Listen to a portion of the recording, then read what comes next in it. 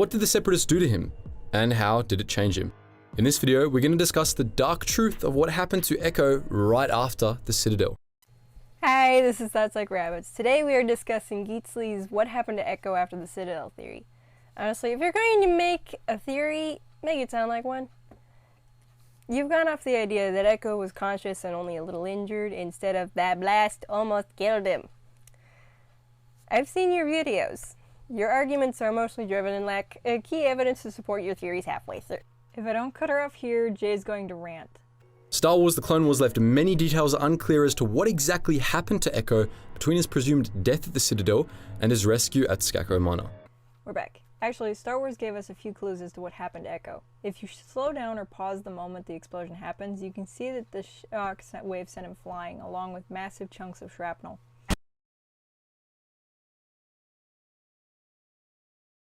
The landing knocked him unconscious, but may also have shattered his pelvis. You don't see burn scars on him when the Bad Batch rescue him, indicating that his armor protected him from the flames is one of his many functions. Because Phase 2 armor has less protection around the joints, getting his limbs severed by shrapnel at 100 miles an hour is the most likely conclusion, especially since the ship doesn't burn for very long. Echo was engulfed in flames, with his helmet rolling toward Fives. Thinking he was dead, his team abandoned him and he was unable to escape capture. Echo lost both of his legs and one arm in the explosion and was knocked unconscious. This is our only chance. We've got to stop him.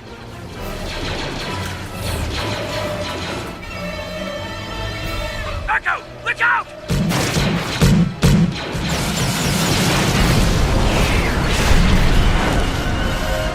Echo! We have to go now.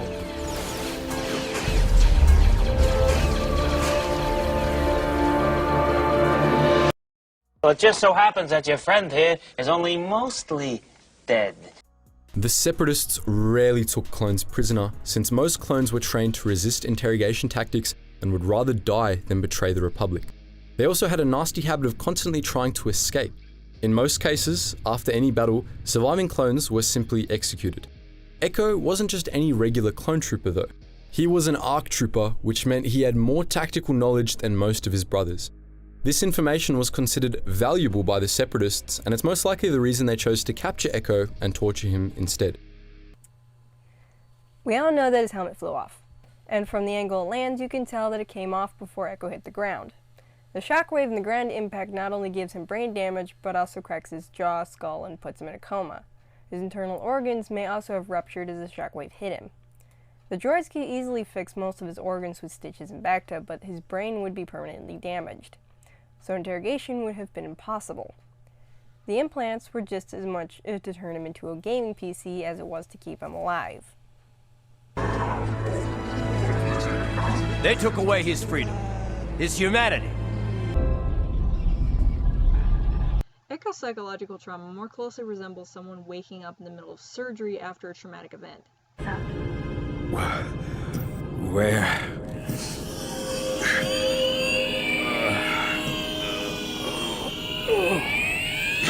No.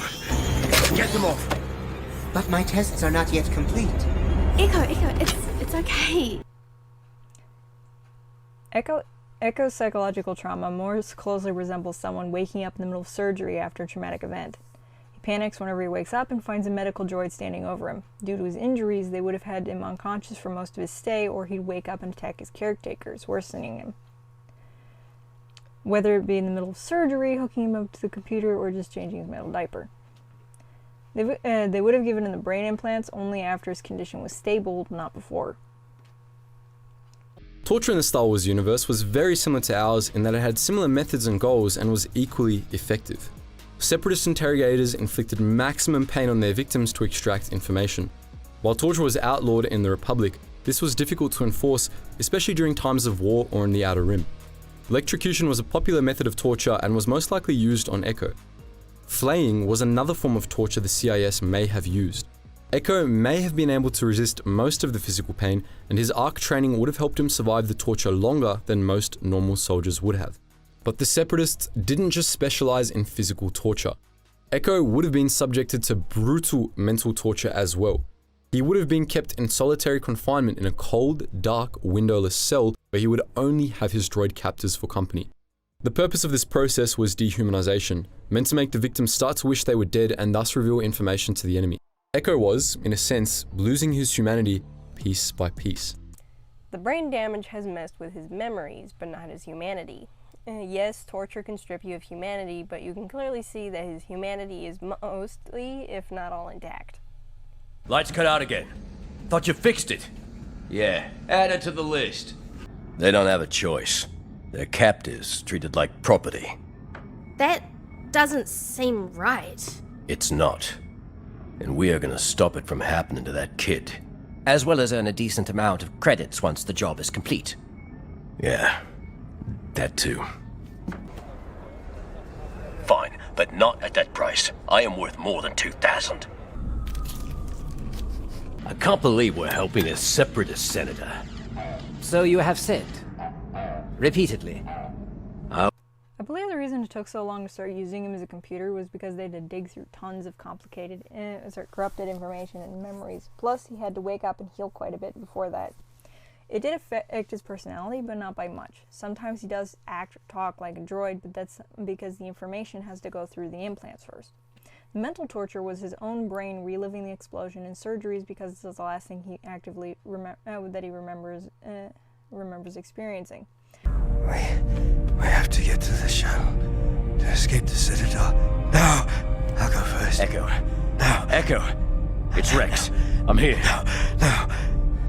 Which is normal for a trauma patient. Like Darth Vader, most of Echo's limbs were cybernetically replaced and enhanced. While his cybernetic augmentations made him stronger and faster and allowed him to interface directly with computers, these augmentations were meant to dehumanize Echo and turn him into a tool. In all likelihood, his body was taken apart and put back together countless times as they tested different configurations and interfaces. This process would have been excruciatingly painful, as the cybernetic implants would have been connected directly to his central nervous system. The taking him apart and putting him back together over and over to test different methods, that does make sense to a degree. Seeing as there's only two kinds, a scomplant unit and brain plugs, they couldn't do too many changes, otherwise they could damage him further. They needed him in as good a condition as possible to get good information. But the Separatists didn't stop with his limbs. They also installed implants in his brain and directly extracted his memories. He was kept in a stasis pod, Matrix style, to be used as a battle computer. They stuck him in a stasis pod at a temperature that would slow down his bodily functions while keeping his mind active. Because the temperature is so low, you can see frost on him. What that is mild frostbite. It appears to only be skin deep, damaging his skin and nerves underneath, hence the skin tone. The strain on his brain must have been immense, as the Separatists were basically using him as a glorified gaming PC to run their counter-strategy simulations. This sort of cybernetic augmentation was known to strip away at a person's personality and identity, as exemplified by Cloud City's Lobot. Using him as a gaming computer, yes, that makes sense. Plus, they need his personality intact to keep the strategies flowing, seeing as clones are more creative than droids. Considering his attitude coming out, he wasn't fully aware he was a gaming PC. The easiest way to tell that his humanity is intact is his first words once he's aware. Rex, What is it? I got a big headache. Except in his case, things were much, much worse. He was forced to aid the Separatists in killing hundreds of his brothers through Admiral Trench, who was slaughtering Republic forces on Anaxis using Echo's knowledge of the strategies he developed with Captain Rex. He watched as his memories and intelligence were weaponized against those he called friends and allies. During the battle for Anaxis, Captain Rex became suspicious when he recognized the droids were countering the strategies he had come up with Echo and Fives. Commander Cody dismissed his suspicions, reiterating that Echo died at the Citadel. Rex's suspicions were confirmed, however, when the signal coordinating the droid forces identified itself as CT-1409. Echo's personality would have been completely wiped if Geetsly's versions of events was true.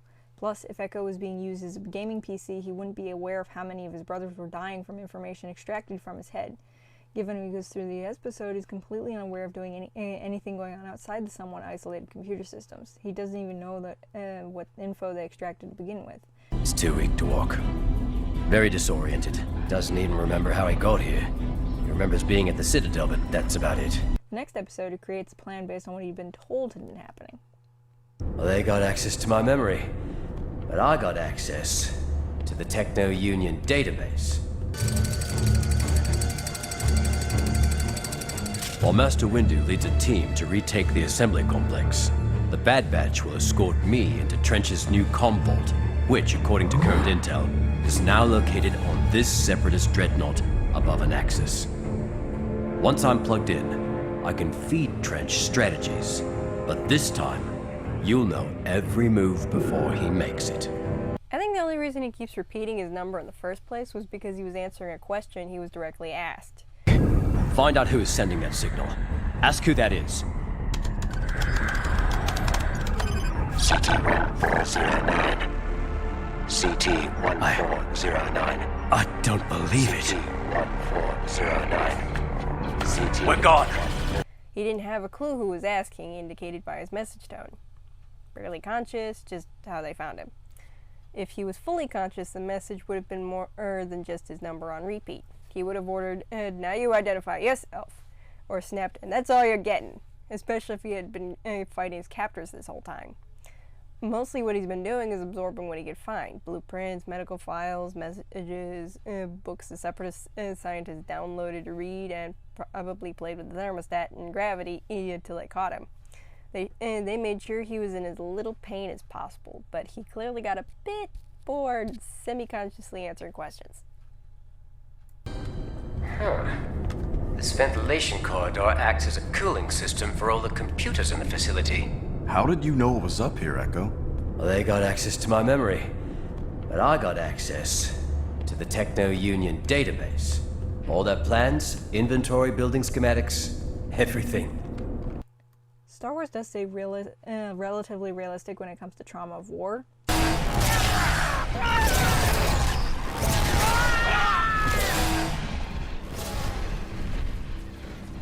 Keep the wounded as quiet as possible. All right.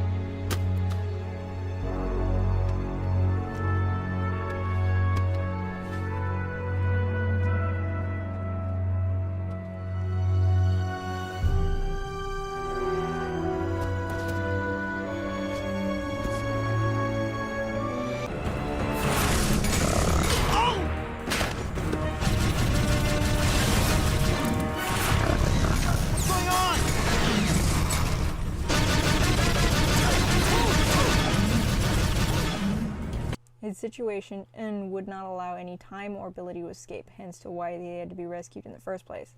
Now comment below, which would be more traumatizing, being aware that you're being taken apart and used as a weapon, or waking up to find that you've been taken apart and used as a weapon? That's all we've got on this. See you next time. Bye!